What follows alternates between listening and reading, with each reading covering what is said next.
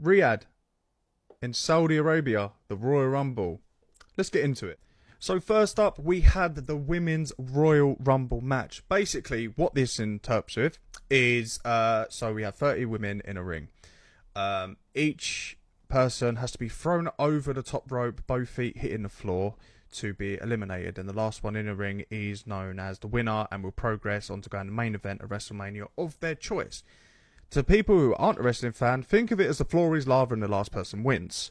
So first up, we had Charlotte come out first and then Alexa Bliss come out second, which me and my fiance were actually sitting there like, okay, where is this going to lead to? Is someone going to turn on the other? But it didn't actually happen like that. They actually ended up messing about a little bit.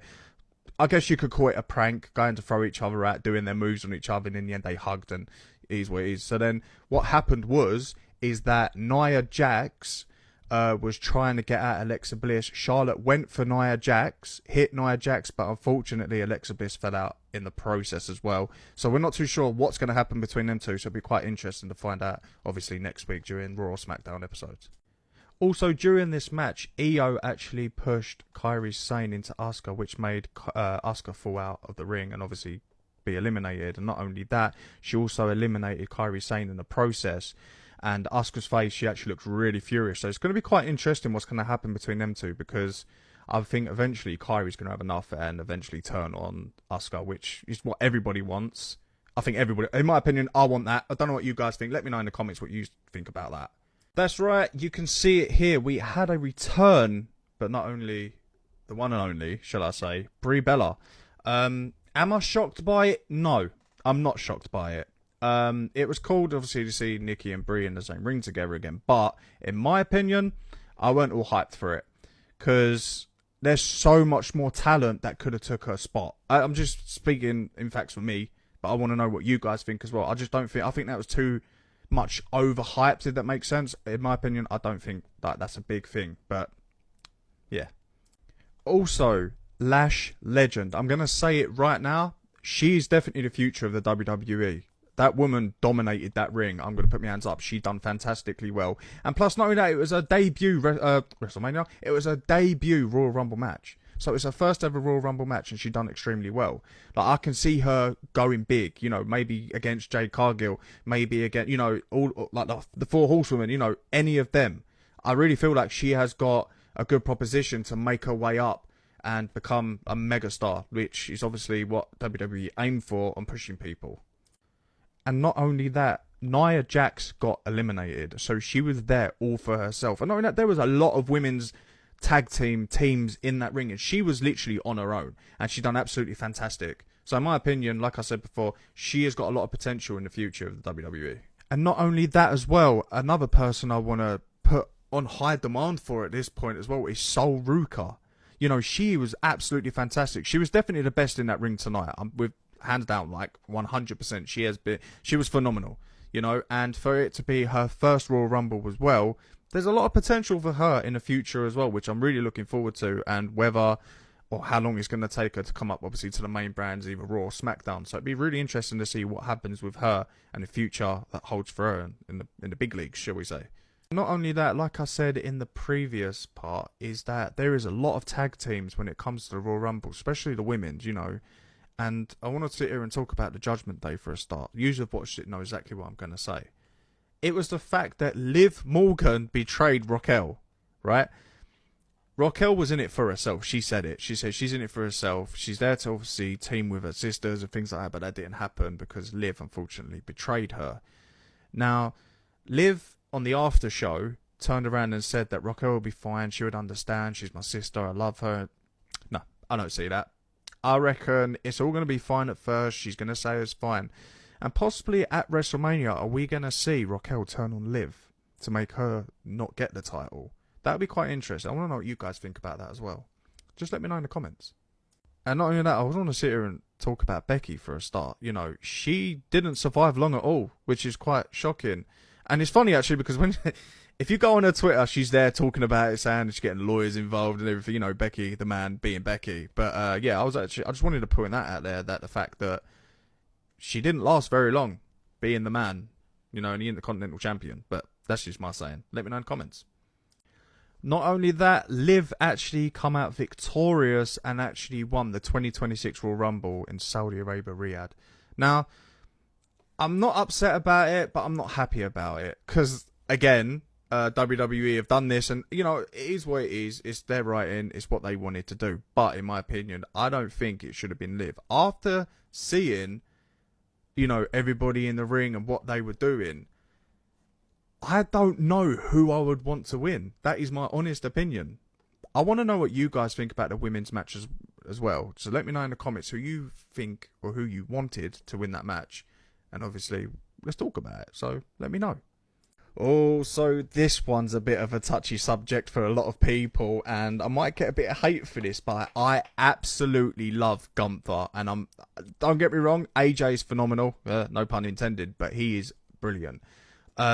Yes, spoiler alert, if you haven't seen it, I suggest you move now. But Gunther retired AJ. But there's actually one more thing I need to talk about on this, because I'm not entirely sure myself if he's retired. Because the fact that he took the gloves off and then put them back on, you know, done his moves and stuff. But I'm happy Gunther won. Personally, people are, oh, he's so boring. He's not boring. He's classic. He's a classic wrestler. He's what wrestling, the definition of wrestling is. He's not all about jumping off ropes, making these cool moves. He's there to dominate, and he's literally there to win. That's all it is. He's not there to put on a show. Like he said, he's even said it himself. He's there to win and win only. He said it in interviews and everything. But I'm happy Gunther won. AJ, on the other hand, yes, it's sad that unfortunately it was for his career. For him to retire, but the man said himself that he's only got like a year or two left, and he didn't want to get to that point where he's going to look different as you progress on, which I can respect. I can 100% respect that. But yeah, Gunther was the winner of that match, and I'm really happy about it. So after the AJ and Gunther match, we also had the Drew McIntyre and Sami Zayn for the championship as well. Again, I'm really happy Drew won it, right? I've also seen a lot of hate for Sami. Like, don't get me wrong, Sami is great. I absolutely think Sami is great. But I feel like taking the title off Drew this quickly, especially what happened to him, I don't think it was it was a WrestleMania before, I believe, obviously, when Damian Priest cashed in. He had it for like 5 minutes. This is Drew's time. This is now Drew's era. He also had the championship back, obviously, when COVID was around and there was no crowd. So the fact now he has a crowd, I think he's a great champion. He's a fantastic heel. Not only that, he's a fantastic face as well. But I'm actually really happy that Drew won this match. I want to know everybody's opinions. Honestly, I need everyone's opinions, what they thought, what could be different. Let me know in the comments, because, you know, and also if you want to see more videos regarding wrestling, catch-ups with Raw, SmackDown. I don't watch NXT, I'm going to openly admit it. But let me know in the comments what you think. But I'm really happy that Drew won this match and retained the title.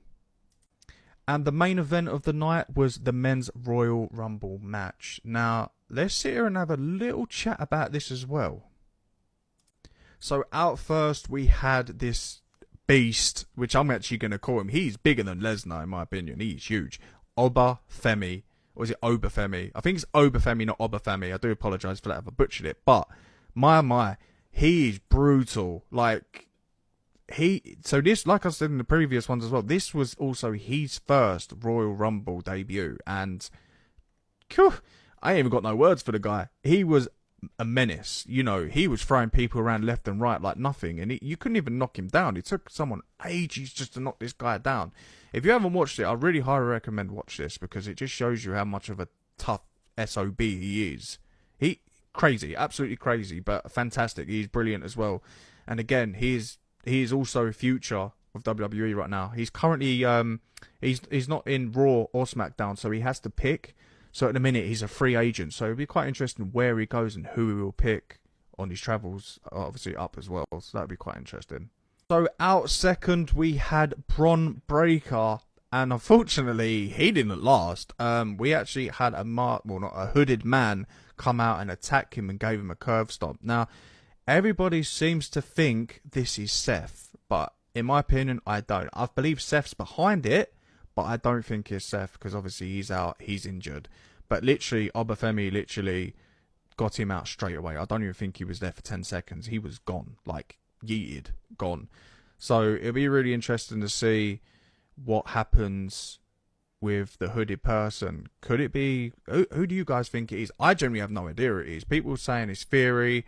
People are also saying it could be I can't remember, Penta, but I'm not too sure. But it's quite interesting to see what you guys think. But I don't think it was AJ. I don't think it was Seth this time round.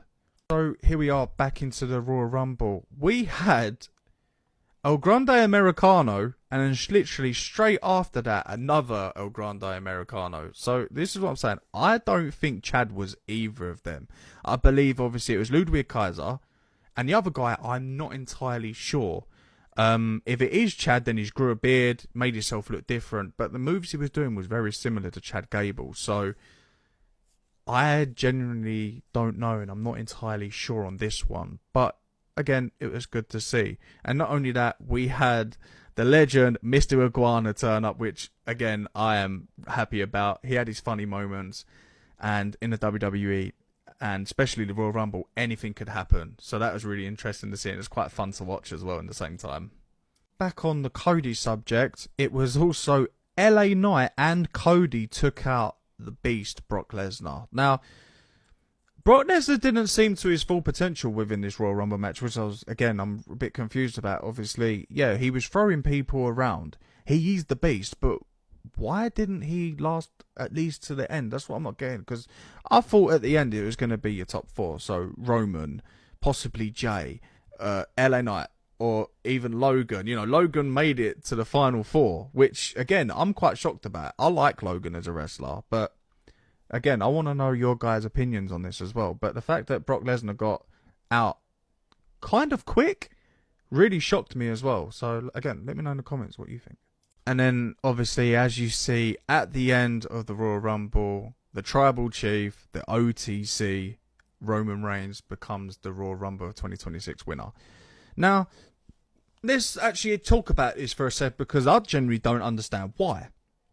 So, obviously, not only that, like, he turned on Jay. Would you call it a turn? Because he smacked him straight in the face. For, like, no reason. He wanted to yeet with him, you know, wind it back. Like, that was a bit of a horrible move.